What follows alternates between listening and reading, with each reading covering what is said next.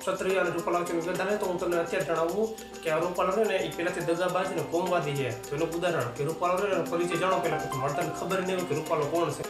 કે ક્ષત્રિય વિશે જે જેમ તેમ બફાટ કરે છે ને એના માટે કે ક્ષત્રિય આ દેશમાં જઈને આ દેશને એક કર્યો છે અને કોઈના ભાગ્યમાં ક્યાં વીકો હતી. 7 બારમાના 8 બારમાં નામ દીધું. 562 રજવાડા, 43 ગઢ, 18,700 હીરા અને 40 લાખ એકર જમીન બાપુને ડેલીએ.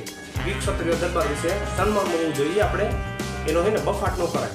તો ભાઈ નમસ્તે મિત્રો, વિડીયોમાં ફરી તમારું સ્વાગત છે. મિત્રો હાલના ટાઈમમાં તમને ખ્યાલ છે મિત્રો, પરસોત્તમ રૂપાલાએ જે અપમાન કર્યું છે અને એને લઈને સૌથી મોટા વિવાદ થવા લાગ્યા છે. ત્યારે મિત્રો વાત કરીએ તો પરસોત્તમ રૂપાલો કોણ છે અને તે પહેલાં ક્યાં હતો અને તે કેવો માણસ છે એને લઈને એક ભાઈએ વિડીયો બનાવ્યો છે ને એ ભાઈનો વિડીયો ખૂબ જ વાયરલ થયો છે.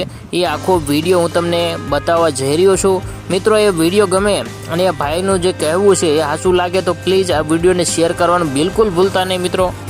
મિત્રો આગળ જતાં વાત કરીએ તો એ ભાઈએ એવું કીધું કે આ જે છે કોમવાદી છે અને પહેલાં અમરેલીમાં હતો અને અમરેલીમાં આવા જ કામ કરતો હતો અને તે પૈસા માટે સમાજને ગમે તેમ કહી દેતો હતો અને પોતાના પૈસા માટે જ એ ભાજપમાં કામ કરી રહ્યો છે અને તેને નાત જાતની કોઈની સાથે કાંઈ પડી નથી.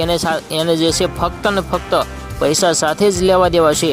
મિત્રો આવું એ ભાઈએ કીધું. હકીકતમાં તે રિયલ છે કે નહીં એ પણ કમેન્ટમાં જરૂર લખજો, કારણ કે જે અમરેલી વિસ્તારમાં રહે છે એને ખ્યાલ હશે કે તેઓ અમરેલીમાં હતા અને અમરેલીમાં માન મેળ પડ્યો હતો, એટલા માટે તે આફેર રાજકોટ ગયા છે અને તેવા પણ સમાચાર મળ્યા છે. અને બધાનું કહેવું છે કે રાજકોટમાં હવે તે નહીં રહે અને તેનું પત્તું કપાવશે અને તેની જે છે ટિકિટ રદ કરી દેવામાં આવશે એવું પણ લોકોનું કહેવું છે. મિત્રો તમારું શું કહેવું છે અને ટિકિટ રદ થશે કે નહીં કમેન્ટમાં લખવાનું ભૂલતા નહીં. મળીશું ફરી નવા વિડીયોમાં. ત્યાં સુધી જય હિન્દ, જય ભારત.